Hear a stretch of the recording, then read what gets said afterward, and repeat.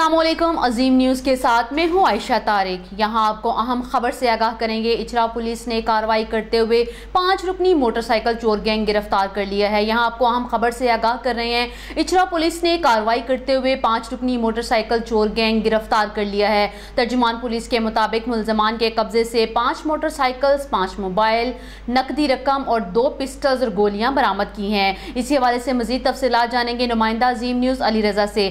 जी अली रजा, क्या तफसीलात है आपके पास, आगाह कीजिएगा। जी बिल्कुल, लाहौर मॉडल टाउन डिवीज़न में मोटरसाइकिल चोर गैंग गिरफ्तार। इचरा पुलिस ने कार्रवाई करते हुए 5 रुकनी मोटरसाइकिल चोर गैंग गिरफ्तार कर लिया। मुल्जिमान में अदील, सुलेमान, अवैस, अब्दुल रहमान और अली रजा शामिल हैं।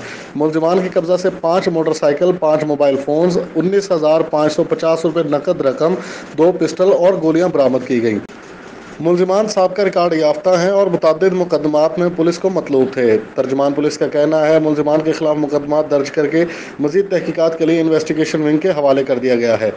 SP model town Imran Ahmed Malik ने SHO इचरा इंस्पेक्टर ख्वाजा हसन रजा और इनकी टीम को शाबाश दी। जी अली रजा, बहुत शुक्रिया तफसीलात से आगाह करने के लिए। मजीद खबरों और अपडेट्स के लिए विजिट कीजिए हमारी वेबसाइट azimnews.tv।